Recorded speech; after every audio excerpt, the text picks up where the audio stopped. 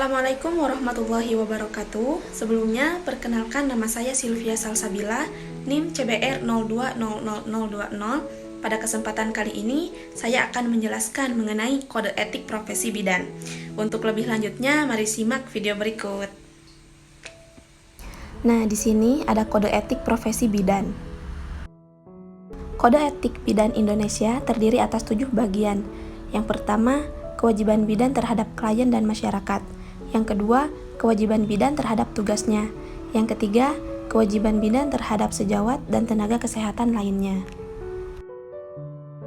Kemudian selanjutnya yang keempat yaitu kewajiban bidan terhadap profesinya. Yang kelima, kewajiban bidan terhadap diri sendiri.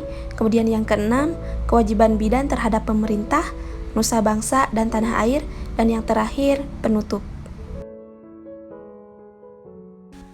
Kemudian di sini ada kewajiban bidan terhadap klien dan masyarakat. Yang pertama, setiap bidan senantiasa menjunjung tinggi, menghayati, dan mengamalkan sumpah jabatannya dalam melaksanakan tugas pengabdiannya. Kemudian yang kedua, setiap bidan dalam menjalankan tugas profesinya menjunjung tinggi harkat dan martabat kemanusiaan yang utuh dan memelihara citra bidan. Kemudian yang ketiga, setiap bidan dalam menjalankan tugasnya senantiasa berpedoman pada peran, tugas, dan tanggung jawab sesuai dengan kebutuhan klien, keluarga, dan masyarakat. Kemudian yang keempat, setiap bidan dalam menjalankan tugasnya mendahulukan kepentingan klien, menghormati hak klien, dan menghormati nilai-nilai yang berlaku di masyarakat.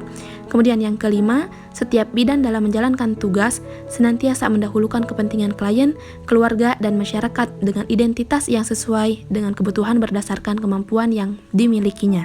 Kemudian yang terakhir, setiap bidan senantiasa menciptakan suasana yang serasi dalam hubungan pelaksanaan tugasnya dengan mendorong partisipasi masyarakat untuk meningkatkan derajat kesehatan secara optimal.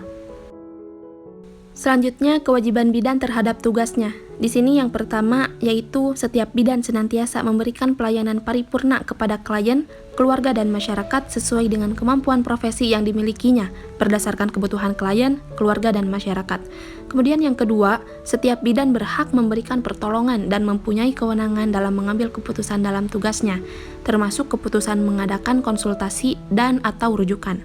Kemudian yang terakhir, setiap bidan harus menjamin kerahasiaan keterangan yang didapat dan atau dipercayakan kepadanya, kecuali bila diminta oleh pengadilan atau diperlukan sehubungan dengan kepentingan klien. Yang selanjutnya ada kewajiban bidan terhadap sejawat dan tenaga kesehatan lainnya. Yang pertama, setiap bidan harus menjalin hubungan yang baik dengan teman sejawatnya untuk menciptakan suasana kerja yang serasi. Dan yang kedua, setiap bidan dalam melaksanakan tugasnya harus saling menghormati, baik terhadap sejawatnya maupun tenaga kesehatan lainnya. Kemudian di sini ada kewajiban bidan terhadap profesinya.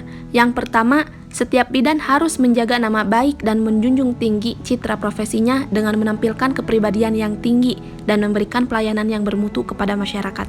Kemudian yang kedua, setiap bidan harus senantiasa mengembangkan diri dan meningkatkan kemampuan profesinya sesuai dengan perkembangan ilmu pengetahuan dan teknologi. Dan yang terakhir, setiap bidan senantiasa berperan serta dalam kegiatan penelitian dan kegiatan sejenisnya yang dapat meningkatkan mutu dan citra profesinya. Yang selanjutnya di sini ada kewajiban bidan terhadap diri sendiri. Yang pertama, setiap bidan harus memelihara kesehatannya agar dapat melaksanakan tugas profesinya dengan baik.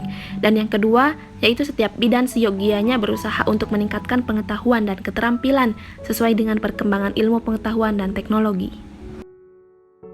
Kemudian di sini ada kewajiban bidan terhadap pemerintah, nusa bangsa, dan tanah air. Yang pertama, setiap bidan dalam menjalankan tugasnya senantiasa melaksanakan ketentuan-ketentuan pemerintah dalam bidang kesehatan, khususnya dalam pelayanan KIA atau KB dan kesehatan keluarga. Kemudian yang kedua, setiap bidan melalui profesinya berpartisipasi dan menyumbangkan pemikirannya kepada pemerintah untuk meningkatkan mutu jangkauan pelayanan kesehatan, terutama pelayanan KIA atau KB dan kesehatan keluarga. Yang terakhir di sini ada penutup. Setiap bidan dalam melaksanakan tugasnya sehari-hari senantiasa menghayati dan mengamalkan kode etik bidan Indonesia. Nah, itu tadi penjelasan mengenai kode etik profesi bidan. Semoga dengan adanya video ini dapat menambah lagi wawasan kita. Sekian video dari saya, kurang lebihnya mohon dimaafkan. Wassalamualaikum warahmatullahi wabarakatuh.